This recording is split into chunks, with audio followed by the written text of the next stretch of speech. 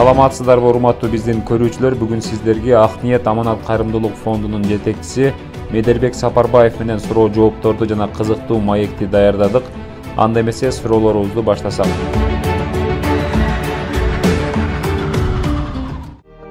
Кайрымдуулук фонду ачуунун максаты.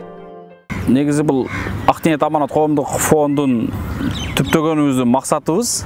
Негизи фонд түптөгөнгө чейин деле ушу кайрымдуулук тармактарда жүргөнбүз да, кызматтарда, элдин кызматында дегендей. Анан бир учурлар болгон, жанагы чоңдорго киргенде, же врачтарга, же жана башка бир багандай серьездүү маселе менен бир дипломатический жумуштар менен бир жерге киргениңде суроо болот экен. Сен кимсиң, каяктан келдиң деген, анан мен медермин десең, бир аз багандай ыңгайсызыраак болот экен. Андан сырткары мына азыр ушу Индияга келгенибизде деле жеке инсан катары келсең, мындай аябай жооптуу болбой калат экен. Ошонун негизинде бул коомдук фонд ачылган. Негизги максаты ушул коомдук кайрымдуулук фонду деп айтылып турбайбы? Анан элге кызмат кылсак, фондду түптөп алып, мындай жогорку деңгээлде элге кызмат кылсак деп ушундай фонд ачып калганбыз. Фонд ачылгандан бери канча муктаждардын маселеси чечилди? Так эсебин эсептеп чыгыш керек экен, бирок 100дөн ашуун чыныгы муктаждардын муктаждыгын чечкенге жетиштик.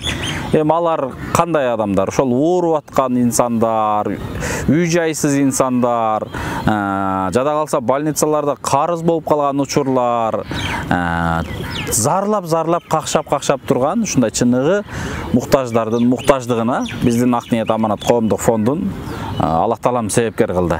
Бирок фонд ачылганга чейин деле көптөгөн инсандардын ден соолугуна, муктаждыгына себепкер болуп жүрдүк десем деле жаңылышпайм. Алдыга койгон максатыңызга жеттиңизби? Ачыгын айтсам, биз фондду түптөгөндөн бери мен ойлогон максатка жете элек. Биздин максатыбыз аябай бир мындай алдыга канчалык бийик максат койсоң, ошончолук аракет кыласың го, ансыңарындай биз аябай бийик максат коюп алганбыз. Ошол максаттардын азыр биз жарымына дагы жеттик, эми жеттик десек болот. Анткени биз ашчу кырлар али алдыда, биз басчу али жолдор алдыда, биз жасачу жумуштар али алдыда. Мен ойлойм, али көптөгөн иш жасай турган иштерибиз алдыда. Ошон үчүн максатка толук жете элекпиз. Максат, эң башкы максат ушул жөн эле Кыргызстандагы муктаждарды эмес, Орто Азиялык деңгээлде башка кошуна өлкөлөргө дагы чыныгы муктаж элге чыгып кызмат кылсак, жардамыбызды тийгизсек, ошол эле фонд Ак ниет аманат коомдук фондунун мөөрү басылган ошол жерде бир керемет жумуштарды жасап кайтсак деген максаттарыбыз бар. Ошол максаттарга Кудай жеткирсин. Муктаждарга убактыңызды көп коротосузбу? Чынын айтканда, бул убакыт деген эң кымбат экен да, негизи. Бирөө үчүн убакыт бөлүш азыркы заманда аябай бир оорчундуу маселе экен да. Анысыңарындай өзүбүзгө ушул күнгө чейин бир кыйратып убакыт бөлө албаппыз. Анткени өзүбүз үчүн көптөгөн жумуштарды жасай элекпиз, ийгиликтерди багындыра элекпиз. Бирок туура өзүбүз үчүн, акыретибиз үчүн жасап атабыз, бирок бул өзүбүз үчүн бул жашоодогу мындай жеке жашоого көп убакыт бөлө элекпиз. Убактыбыздын бир 70-80% муктаждарга бөлүнөт. Күнү эле эмес, түнү деле. Себеби күнү кечке элдин кызматында болсоң, түнү кайра ошол муктаждардын маселесин ойлонуп, маселесин чечип, телефондо жана башкада кайрылууларды карап дегенде ошол убакыттар ушуну менен уланып келатат. Индияга эмне себеп болуп келип калдыңыз? Индияга келип калганыбыздын себеби 2018 жылдары болуш керек. Ошол бир бейтапты Индияга жөнөтүп калдык. Боор оорусуна чалдыккан бейтап эле, Мээргүл аттуу карындашыбыз эле раматтылык өтүп кетти. Карындашыбыз жаткан жери жайлуу болсун.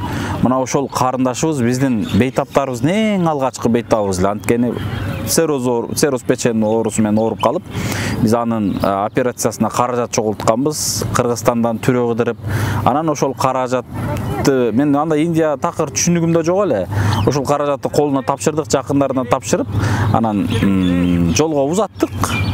карап отурам, күтүп отурам, бир жыйынтыкты күтүп отурам да. Бир жакшы болду, же операция болду, же мына анализдер башталды деген ушу кабарды күтүп отурам, бирок Индияга келгенде бир жума 10 күн өтүп кетти, кабар жок да эч кандай. Анан biz ал каражатты $30.000 каражат чогултуп колуна бердик элек, аябай кыйынчылык мээнет менен чогулган да.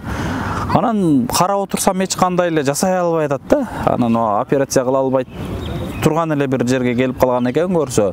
Кыскасы бул Индияда ортомчулардын, бейтаптарды кыйнаган учурлары, шылуундар деп коеюнчу орой айтканда.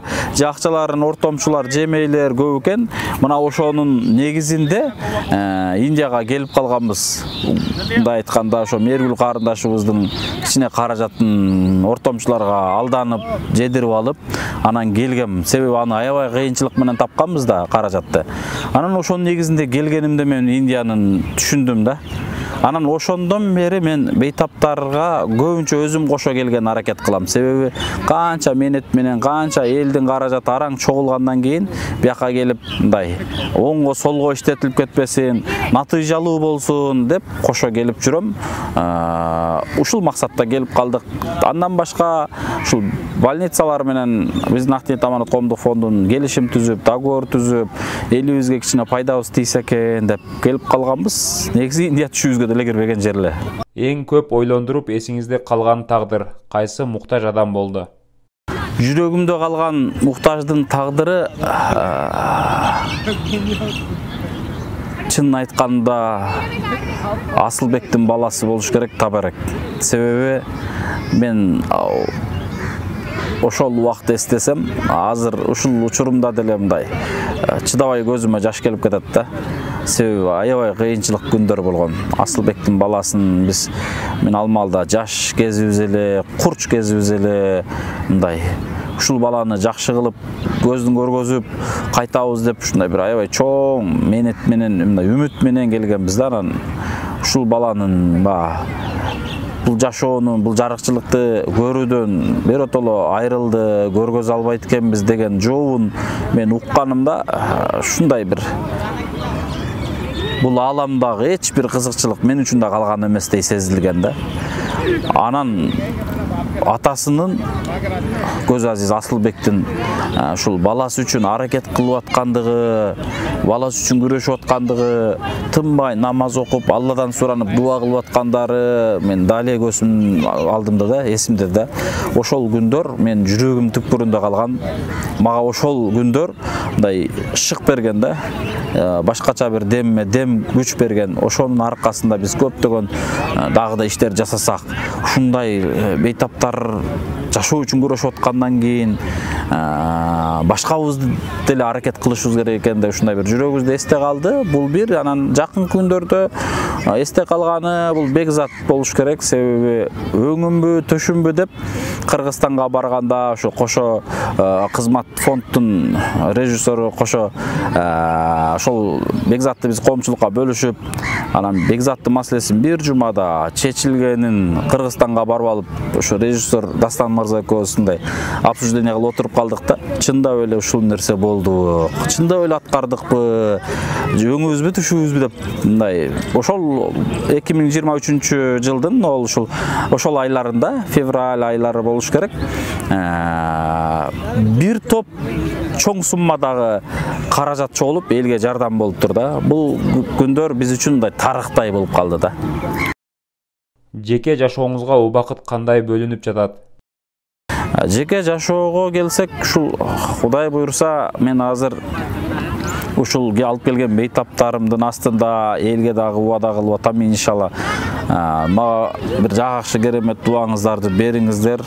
Биз мына сиздерди ушул жакшы кылып кайтар менен болду, биз дагы үйлөнөлү. Биз дагы элдин катарындай бир башыбызды эки баш кылалы. Албетте бул нерсеге тоскоолдук жок болгону өзүбүз ушул ишке биротол образ менен кирип кеткендигибиз үчүн мындай жеке жашоо экинчи орунда калып кетти да. Кудай буйруса жакын күндөрдө иншалла элге жакшы кабар жеткиребиз. Кудай насип кылса теңибиз менен мындай теңибизди Кудайым бириктирсе дегендей, баш кошуп дегендей, үй бүлө күтүп дегендей, анан семейный үй бүлө болуп алып, үй бүлөлүк болуп алып элге кызмат кылсак деген өзгөчө кыял ниеттер бар иншалла. Кайрымдуулукту качанга чейин жасайын деген ниет бар. Бул жумушту мынчанчы күнгө чейин жасап, анан ушул күндө токтотом деген менде эч кандай план жок. Ушу Алланын астында өзүм сөз берип, кээде өзүм менен өзүм кээде сүйлөшүп калам да, медер алсыз болуп баратканда, же медер бир ишке жарабай, же медер бир ишти натыйжасыз алып баратканда, медер жок сен туура эмес кылып атасың. Медер сен мындай бир аз эргип коюп атасың, же арамзал кылып атасың, дагы алдыга көбүрөөк иш жасашың керек. Баянда аркага эмес, алдыга жылышың керек деп кээде өзүм менен өзүм сүйлөшүп, өзүм дем күч берип калам да, ушундай. Бул жумуш мен ушул жүрөгүмө убада кылгам. Ден соолугумдун аягына чейин ушул кашыкканым калбай калганча элиме кандай учур болсун кызмат кыла берем деген ниетим бар. Албетте бул ишти бир эле биз жасап аткан жерибиз жок. Кыргызстанда бир топ кыргыздын мыктылары бар, жасап атышат. Кудайга шүгүр, азыр жаштар өнүп, өсүп келатышат, кайрымдуулукка, басымдуулук менен жасап келатышат. Биз деле Кудай кааласа, арыганда деле Кудай өмүр берсин, жаштарга үлгү көргөзүп, мындай жасаш керек, мындай кылыш керек деп турган күндөргө жеткирсек экен. Ушундай максатыбыз бар буюрса. Жасаган жумушуңузга үй бүлөңүз каршы болбойбу? Ушул жасап аткан жумушума каршы болбогон үй бүлөмө мен ушунчалык ыраазычылык билдирем да. Себеби атам азыр 58-ге толуп атат быйыл, апам болсо 55-ке толуп аткен, атам 57-ге толуп аттыр. Атам будан 2 жыл мурда бутун сындырып алган учурлар болду да, мисалы. Анан ошол учурларда дагы мен атама мындай татыктуу уулу катары кээде кызмат кылбай калган учурларым болуп атты. Же апама кызмат кылбай калган учурлар болуп атты. Мисалы дегенде бир жерге алып барып, же жана башка кызматтарына жарай албай калып аттым да. Ошондо ичимден мындай ойлонуп, ата-энеме аябай ыраазы болдум да. Кээ бир башка ата-эне болгондо, ата болгондо, мисалы урушса керек эле же сөксө керек эле, бала, биринчи ата-энеге кызмат кылышың керек. Биринчи мага кызмат кыл, анан менден убактың ачса башка кызмат кыл деп айтса керек эле. Жок, бизде ушундай болбоду. Апам дагы качан Индияга кетесиңби, башка өлкөгө кетесиңби, элдин кызматына деп кетип атканыңда, ушу эшикке чейин, нанына чейин алып чыгып, суусуна чейин алып чыгып, жакшы дуасын берип узатып, жакшы барып аман кайт деп дайыма эле дуасын берип келет. Каршы болбоду. Бирок айтып келишет, инилерим да көп айтып келет. Өзүңүздүн жеке жашооңузду кошо алып кетсеңиз жакшы болот эле, Медер ага. Бул жумуш бүтпөйт. Өзүңүз жакшы билесиз. Бир муктаждын маселесин чечсеңиз аркасынан 5-6 чыгат деп айтып келет. Бирок каршылычылык жок. Жардам берип жаман көрүнгөн учурлар болгонбу? Жардам берейин десең деле каршылык көргөзүп, же жардам берейин десең деле туура эмес түшүнгөндөр көп болду. Мындай сен анын жакшы жагын аракет кылгың келип атат. Жакшы жагын чечейин деп түшүндүргөн аракет кыласың, түшүнүп турат, бирок мындай против каршылык чыккан, жада калса мындай башканы эле кое турайын, ошол бейтаптар арасында деле болот да. Мисалы, бир күнү бир бейтаптын жакыны ушундай сөз айтып атат да, мен ушунчалык жүрөгүмдө калды ошол сөзүчү. Бул сенин ишиң да дейт. Сен ушул мынол менин жакынымдын маселесин чечип кетиш, финансовый маселесин чечиш бул сенин ишиң дейт. Ой, тооба кылдым. Анан анын деңгээлине түшкүм келбеди. Албетте, бул менин ишим. Бирок мен алга мындай орусча айтканда должен эмесмин да. Мен Алланын ыраазычылыгы үчүн ага жакшылыгына себепкер болоюн деп аракет кылып атам.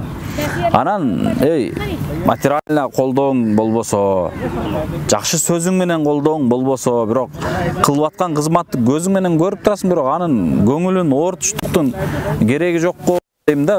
Ушундай эмелерге, бейтаптарга, ушундай эл журтка аябай таң калдым. Эми эл арасында болуп турат экен да мындай нерсе, чындыгында. Таарынбайм деле, капа деле болбойм. Ишибиз Алланын ыраазычылыгы үчүн болуп аткандыгы үчүн алдыга эле аракет.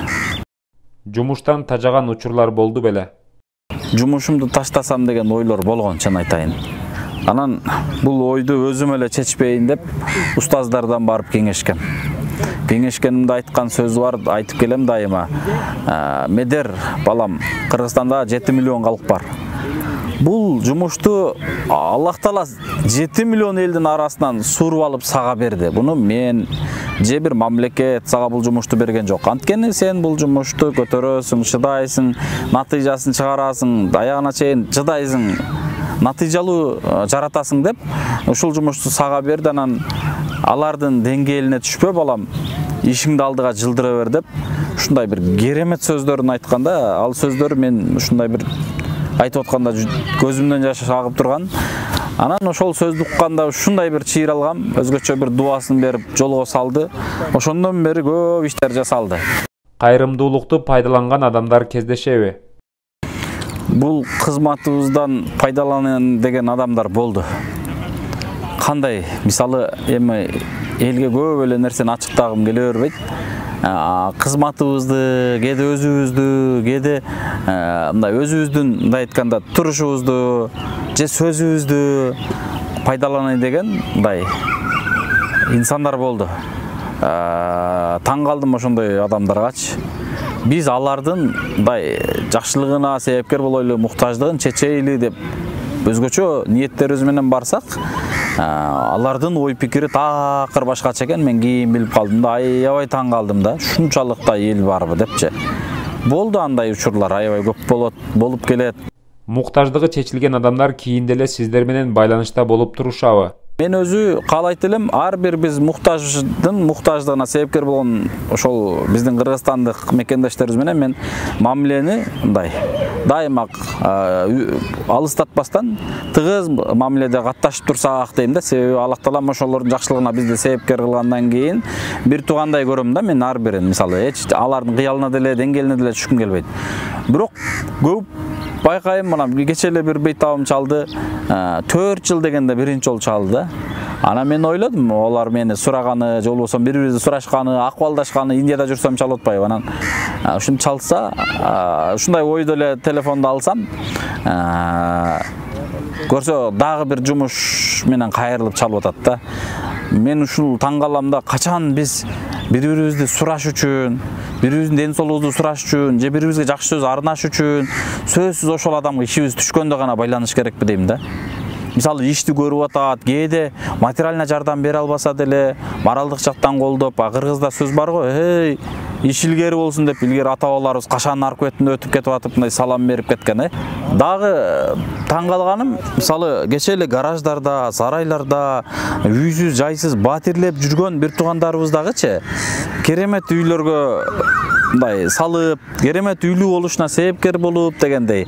Анан ошол үйдө баягы кече гаражда жашап чыккан да 2-3 жыл мурда эле, же бир квартиралап, батирлеп, суук жерде жашап чыккан. Анан сен салып берген үйдөн кыштан аман эсен жылуу чыккандан кийин жаз келгендечи бир жолу чалып, жана силер салып берген үйдөн аман эсен чыгып алдык. Элибизге рахмат, себепкер болгон силерге рахмат деп жакшы сөзүн айтып койбогонго жарабаган биздин кээ бир инсандарга мындай таарынбайм албетте, бирок себеби адам качан иши түшкөндө эле байланышпаш керек да. Бул жашоодо жакшы билебиз, сыйлашып, сурашып калган гана эсибизде калат го. Мисалы, туурабы, бүгүн барбыз, эртең жокпуз дегендей. Адам өзгөрөт дегенге ишенесизби? Жумушуңузда кездештиби ушундай учурлар? Жада калса ошол маселени чечем деп элге чыгарып каражат чогултуп аткан учур болот го. Ошондо да өзгөрөт, ишенесизби? Себеби сен алардын муктаждыгын көрдүң, муктаждыгына кийлигише баштадың, үй салам деп баштайсың, же оорусун көрдүң, оорусуна себепкер болоюн деп баштайсың го. Ошол учурда өзгөрөт. Жанагы өзүнүн үйүн же оорусун экинчи орунга коюп коет дагы, өзүнүн жашоо тиричилигин же баягы үйүнүн бир тешигин же болбосо бир карызын жана башкасын ойлоп, ошол маалда эле өзгөрөт. Мисалы, сенден жашыра баштайт, башка боло баштайт, бекине баштайт, каржат түшө баштагандан кийин уже баштагы кайрылуулар жок, баштагы байланыш чалуулар жок. Бүгүн бар, эртең жок, колдо бир туруксуз болгон байлык аябай өзгөртөт экен. Каражат маселеси өтө өзгөртөт экен.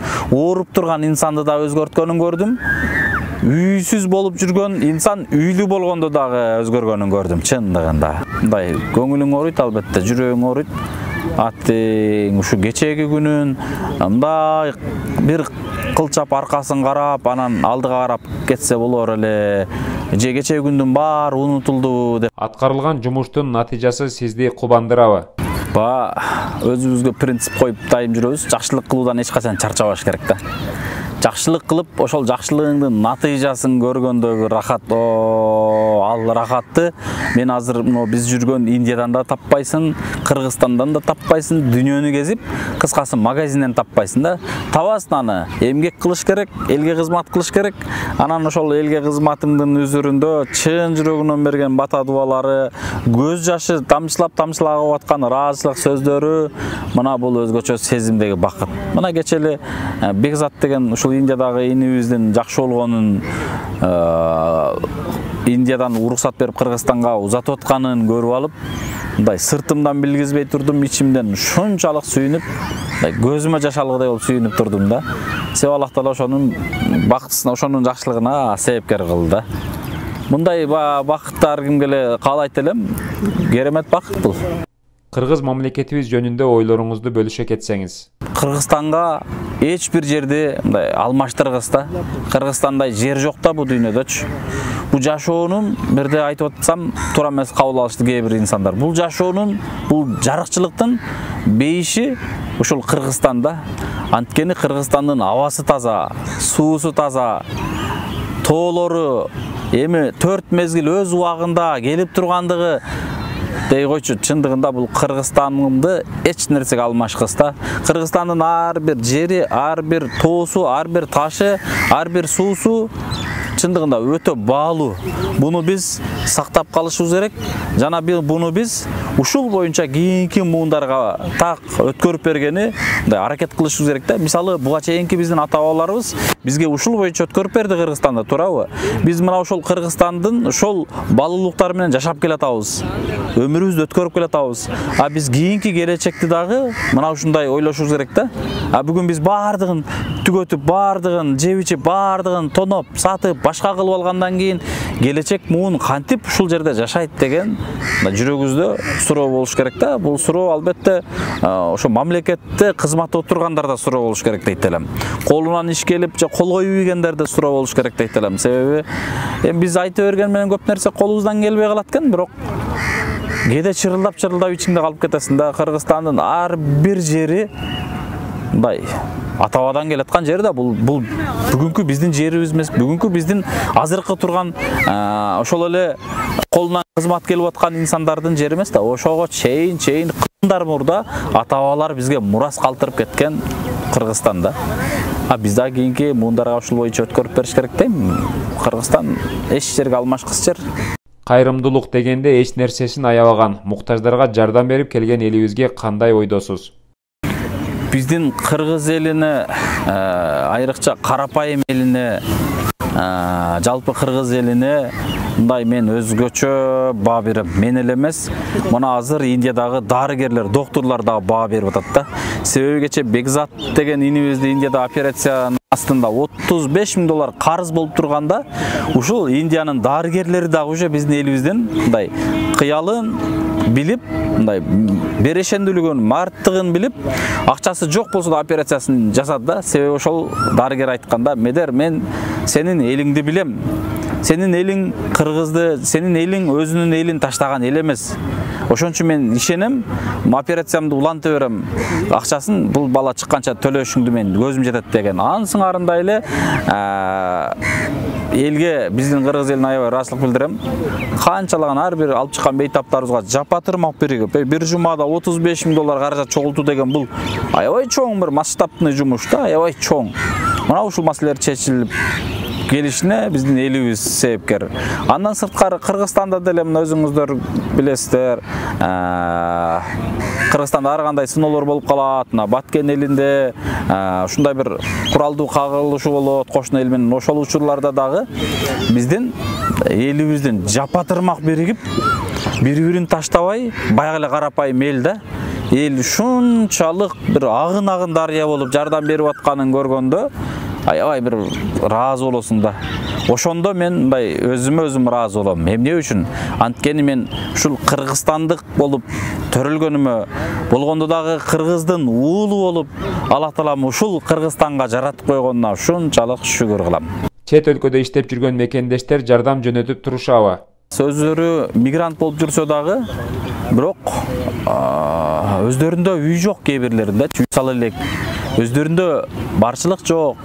Өздөрү иштеп, эмгек кылып, бир шарт түзөйүн деп талалап мигрант болуп жүрөт да. Россиялап, жана башка алыс жерлерде кыйналып, 24 сааттын 16 сааты жүк көтөрүп иштешет. Бирок ошол эл дагы, жо, мен өзүм кыйналдым, өзүмө гана иштетишим керек дебестен, ушул бир элин ойлоп, жерин ойлоп, айылын ойлоп, айылындагы, элиндеги, Кыргызстандагы муктаждарды, оорларды ойлоп, ошолорго мындай масштабный жардам берип аткандыгы, өзүндө жок болсо да бирөөгө арнап аткандыгы аябай ыраазы кылат.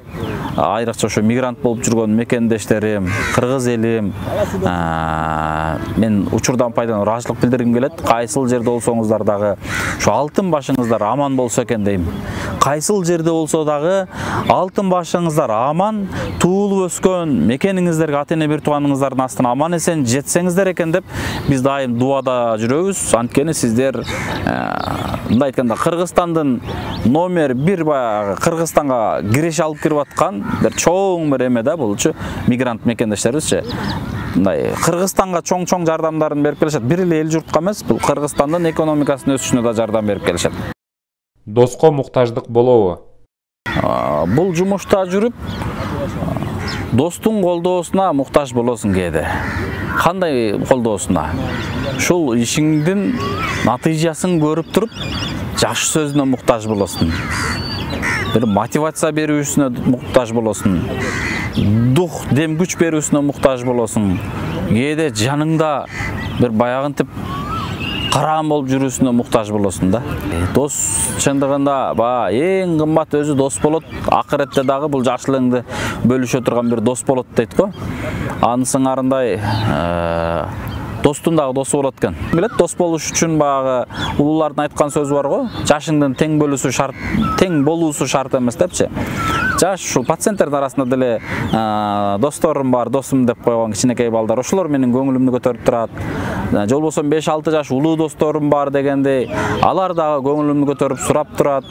Анан баягы эле бир акылман айткандай, айылдагы бир классташ досторуң дейт го. Албетте жакшы, дайыма ошолор жакшы жамандык жагында кызматта турат. Мындай кызмат кылгыбыз келет досубуз үчүн иншалла. Учур болгондо дагы ошол досуң сенин кыйынчылыгыңдагы, башкаңда дагы, жаныңда мындай тирегиң болуп, кандай учур болбосун жаныңда турат экен, ушул досуң болот экен да негизи. Индиянын жашоосу жана калкы кандай ой жаратты?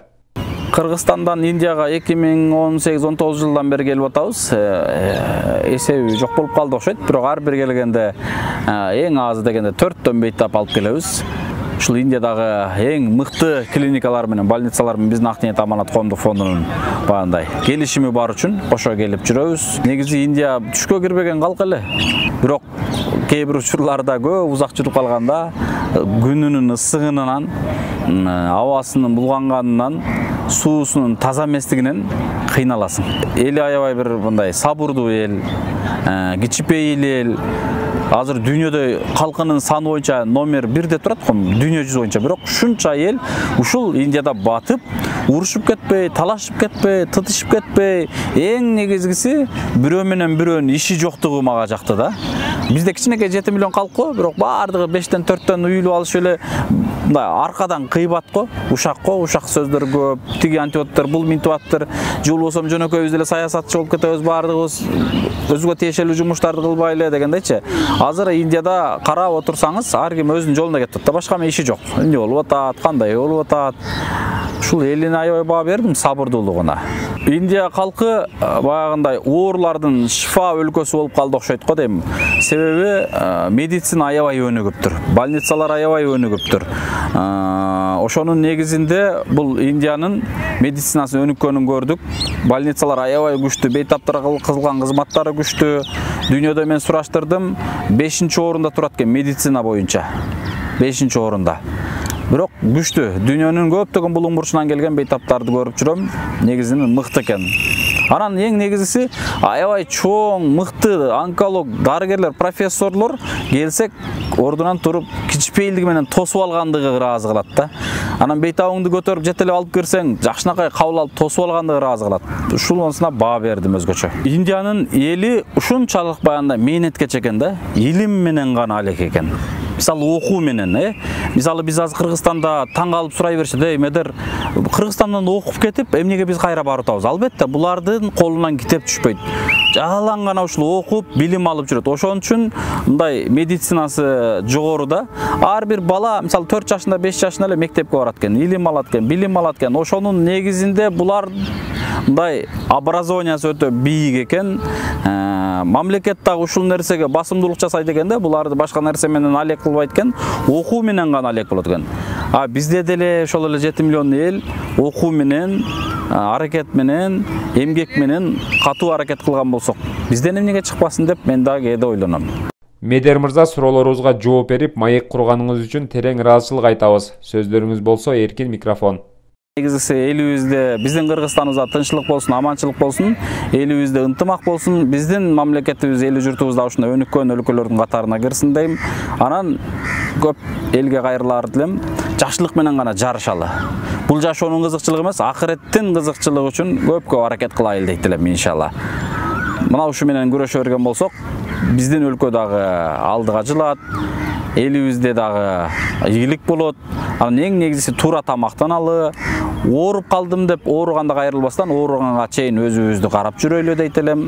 Ден соолук берсин эли журтубузга, аманчылык берсин, эч ким оорубасын, жакшылыктарда гана көрүшүп жүрүүнү Кудай насип кылган болсун.